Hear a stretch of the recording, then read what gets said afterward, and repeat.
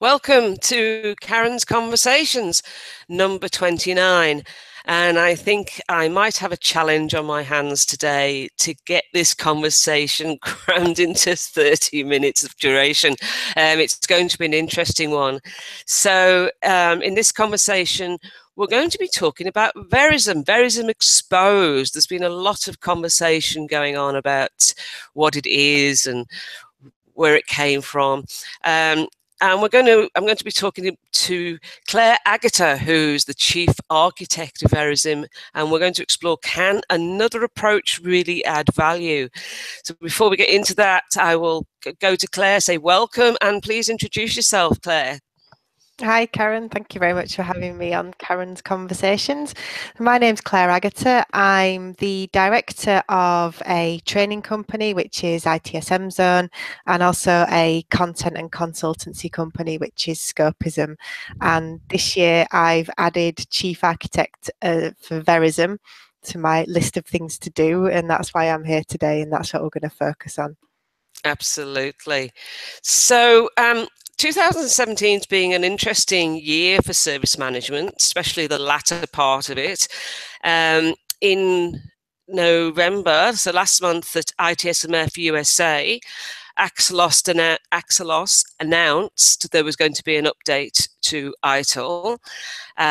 So there's a bit of conversation around that. But before that, even a bigger stir, as is evident on social media, was the introduction of VeriSM. So there was a lot of questions about what it is and a lot of criticism hurled as well. So that's what we're going to explore. So Claire, we were talking just before we came online that I did get involved in one of those conversations, and people were saying, "Oh, what is it?" and basically getting their knickers in a twist. And I said, "It's a book. It's a publication. For God's sake, what's your problem? You don't have to buy it. You don't have to read it." But so that was my response. But Claire, from with your chief architect hat on, and what would you say to that question? What is VeriSM? So and I think that just to kind of come back to what you were saying, I think one of the reasons that people maybe reacted in that way to VeriSM is actually one of the reasons that VeriSM was created, because for those of us in the service management world, in the last 5 years, it just feels like there's something new every week. We've got to be lean, DevOps, agile, Ubeya, Kaizen, SIAM experts. And when something else comes out, the initial reaction can be, oh God, what have I got to learn about now? What have I got to read about? Is this important for me?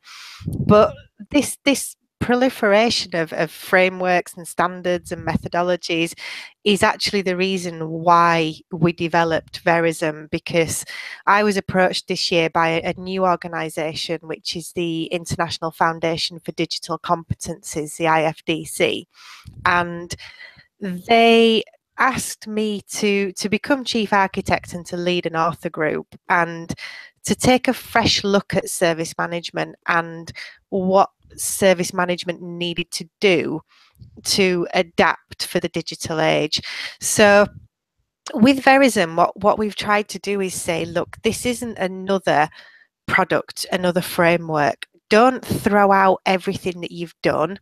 What we are saying is, let's lift the conversation up to the level of the organisation, work out what we as an organisation are trying to achieve.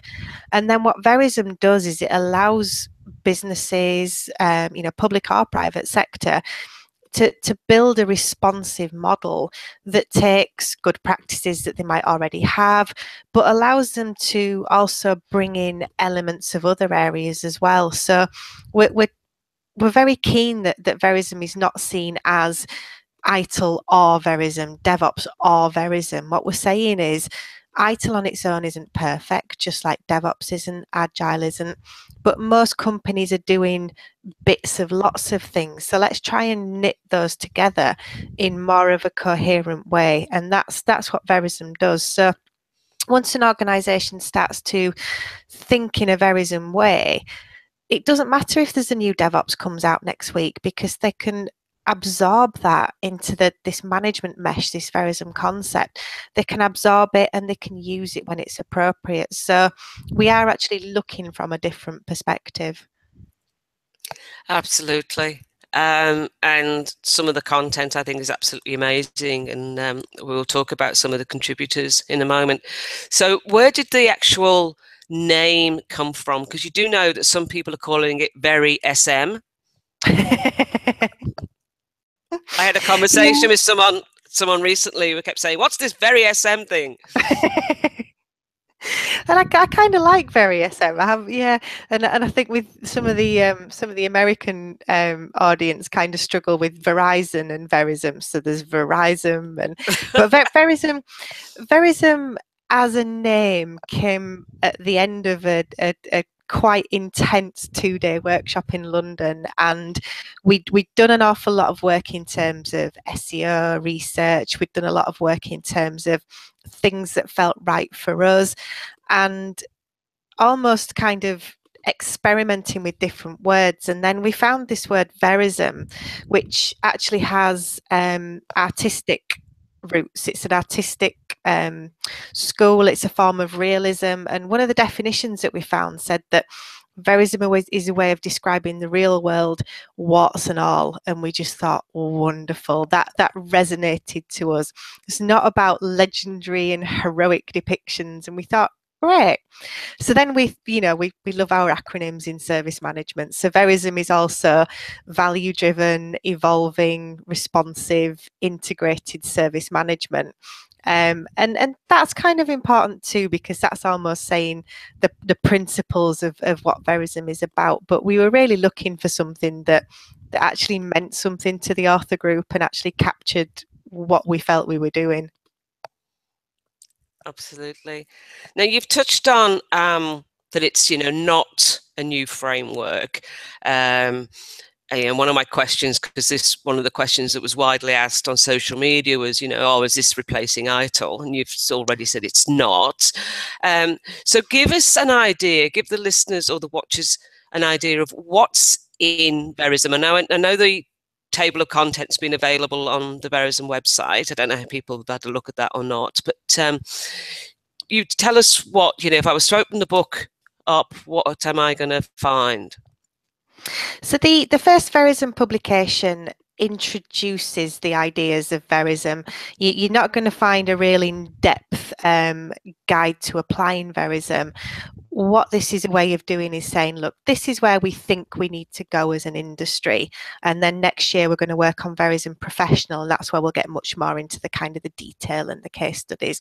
But what you will find in the VeriSM book is a whole lot of stuff about service management. So back to basics. What do we mean when we talk about services, service management, service culture, building that culture, organizational change, which I know is, your absolute area of expertise, and how this relates to digital services, because we want to move away in the VeriSM world from talking about IT and the business as separate entities. We want to talk about service teams, product teams, service projects, not IT projects anymore. So there's a lot of content about service management and culture.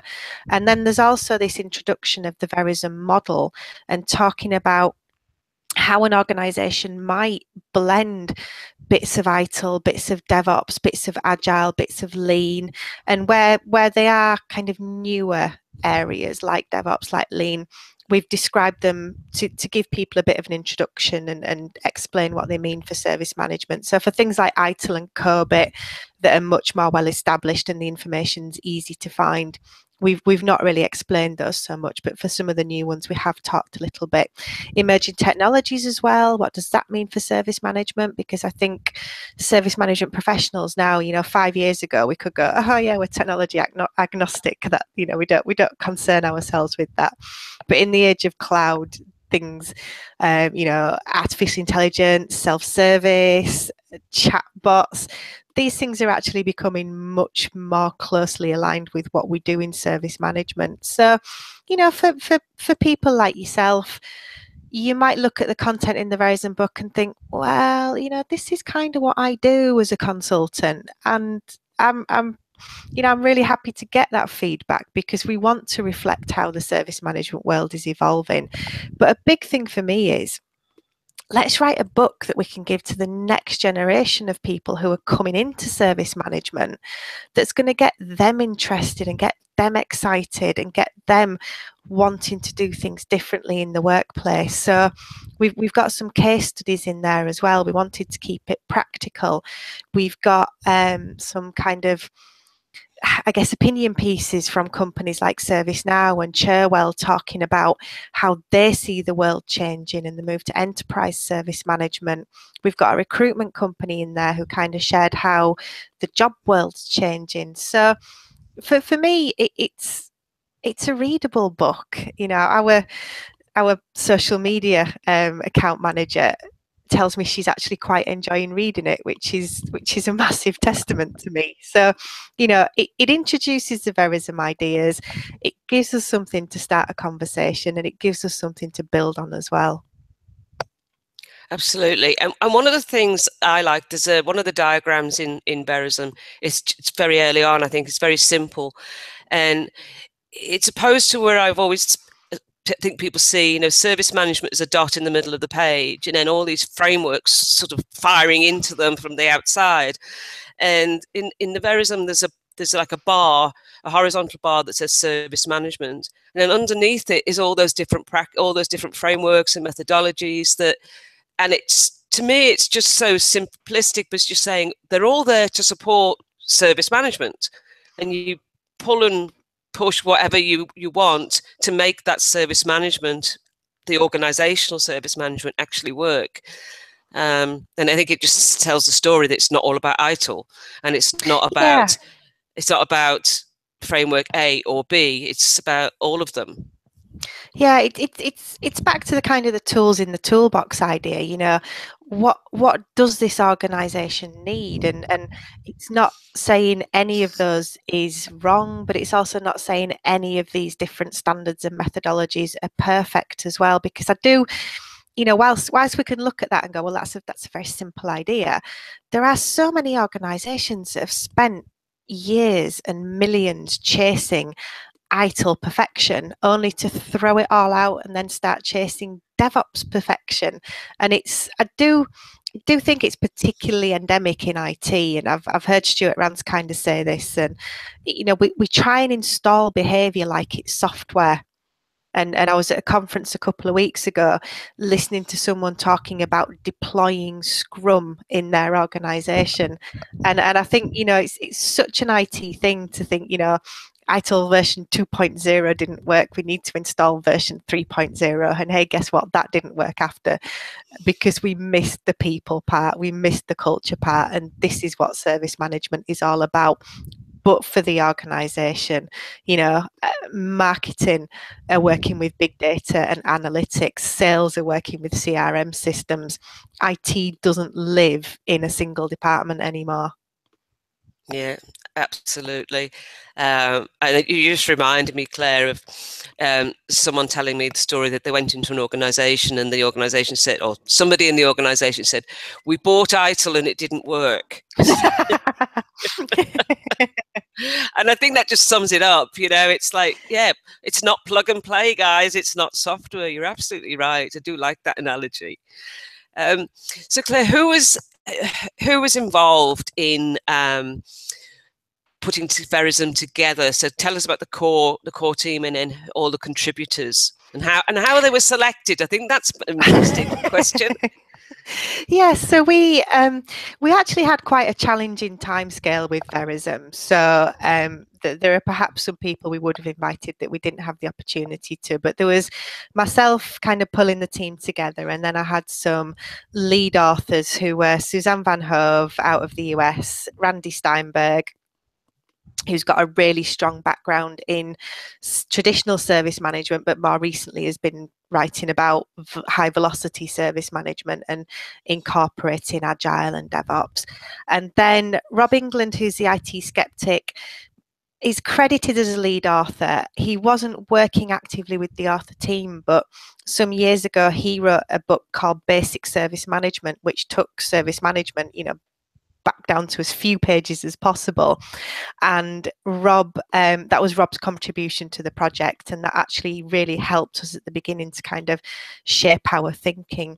So once we had the core team in place, we set ourselves a mission to create an author team that was as diverse as possible. So we're talking geographic diversity, age, sex, background, experience, industry. So we ended up with kind of 70-ish people who were involved in some way, either authoring or reviewing. Some people contributed more than others. But a big thing for me was to try and find people who were perhaps not the names that we might expect. So I think quite often, you think of the almost the service management celebrities, and they're brilliant. They are wonderful. They've got years of experience, but we wanted to kind of go out there and ask some different people and see if we could get some different answers as well. So the author team, I can't thank them enough. They were all absolutely marvelous. And one of the things that I enjoyed the most was we had weekly calls. So we alternated the calls, 1 week in a time zone or a time that was suitable for the kind of the Australia people, and the next week for the US people. And we got on the phone and we just chatted, and we talked about how is emerging technology affecting service management? What does lean mean for service management? What should organisations do? And just to have those conversations was absolutely wonderful. And I think some of the best ideas actually came out of those conversations. Yeah, they were good, and I just like that, the exchange of ideas and the questioning as well of of those ideas. So it was a great way to operate it. And you've touched on this, but I'm going to ask you the question. So would you consider of those 70-ish people to be real world practitioners and have their feet on the ground and know what they're talking about? Do you know what? I would. It depends what we define as a practitioner. Don't get me wrong. We've got consultants on the team, but they're in dozens of organisations. We had some trainers on the team, but they're talking to people every single day. And we had real world practitioners. So Claire McAleese, who's presenting at the launch of the book at ITSMF Estonia this year, Claire's the change manager for VocaLink MasterCard. She's not a consultant. She's not somebody you'll have seen at many conferences before, but she has, genuine experience, and that was really, really important for me. Yeah, absolutely. And it came across in those conversations that people really did know what they were talking about. They had the scars, they could tell the stories. Yeah. Absolutely. So one of the criticisms that was played out was that in terms of marketing for VeriSM, it was announced, but there was nothing actually that people could get hold of. So they were hearing this concept, if you like, and I think that was, that sort of, for me, sort of fed some of the criticism. Well, you're telling us, but we can't see it. What's it look like? Was there a reason that was the way it played, this from a marketer's perspective, an announcement that played out? Not specifically that I'm aware of. I mean, I was more involved on the content side. So there were other people at IFDC who were involved in marketing and planning. But for me, it worked in a very similar to way that we would launch a new training program at ITSM Zone. So you tell people a little bit about it, you generate some interest, you maybe get people to sign up if they want to learn more, you gradually release a bit more information, and then the product's available. So I fully understand that people were actually really interested and wanted to see something, but I think in terms of a product launch, it was fairly standard. Yeah, I mean, it's like Apple don't announce the new iPhone once it's on the market. They announce it months before it's coming, and we know it's a phone, but we don't know what it's going to look like per se. We don't know what size it's going to be, or color, or functionality and features. So Yeah, one of the nice things for me, I think, was we had this massive group of authors and reviewers. Everybody had signed a non-disclosure agreement, but because the group was so big, I had expected a little bit of information leaking. It genuinely seemed like that didn't happen. It seemed like it was a real surprise to everybody, and I think that was kind of nice. We've been involved in a bit of navel gazing in service management land recently, I think, and for me, VeriSM is a way to kind of bump the conversation along a bit and say, well, let's try thinking about this in a new way. So for it to come as something brand new, I thought that was pretty cool, actually. Yeah, I was of the same when I realised sort of how many people are involved. I thought something's gonna leak. But I think everybody was so passionate about the idea and what was being put together that they were like, "Well, I'm not going to talk about it. This is something new and exciting." And wanted it to be a surprise to everybody that there is a new kid on the block, and it's not replacing what we've already got, but just giving us another perspective and a way of looking at things. Yeah, and now we are public, that conversation can be so much broader. So that was, occasionally one of the frustrations was thinking, oh, I'd just like to talk to so and so about this, but we couldn't at the time.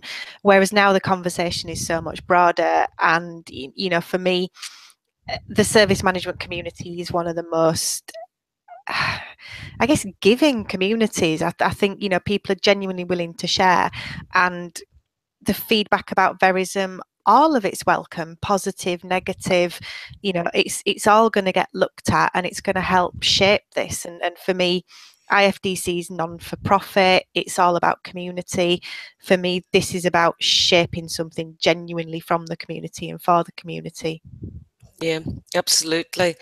So you've mentioned sort of for the community, and you've touched on it, but I just wanted to drill down a bit more. So who should read it? Who is it? Who's the audience for VeriSM? I think now that we're live, the audience for VeriSM actually needs to maybe the message needs to be targeted a little bit more, because for me, a huge part of VeriSM is reaching out to those people who are coming into service management, or even the people who are studying at the moment, who are at university or who are at school, who are going to come into the service economy. So a big part of that is that audience for me. But I also think now we need to start tailoring the message so we can go into organisations and talk to the C-level about how they need to be thinking about digital services, not just the CIO.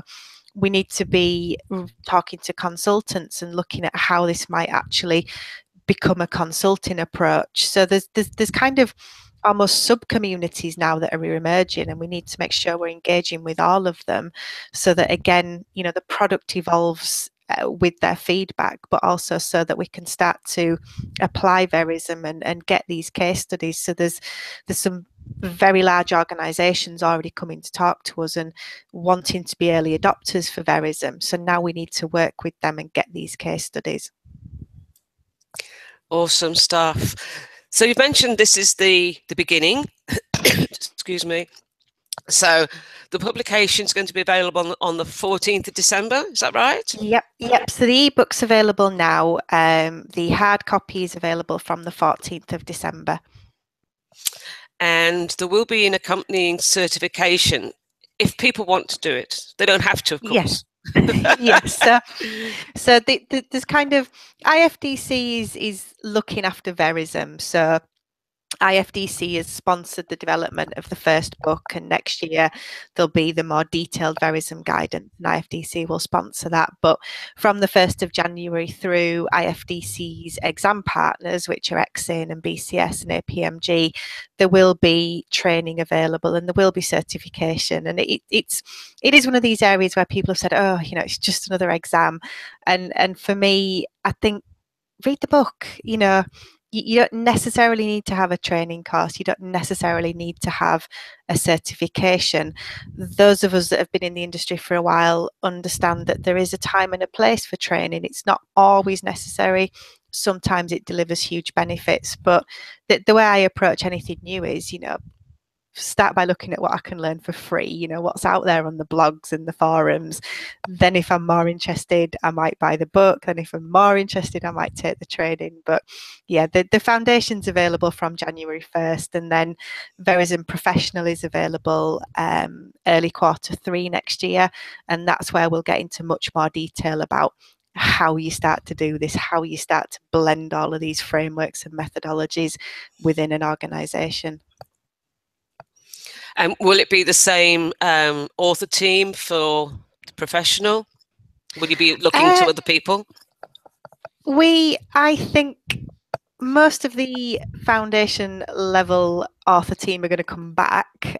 Certainly most people have kind of volunteered, but we've been sort of inundated with other people wanting to be involved as well. So at the moment I've got a spreadsheet.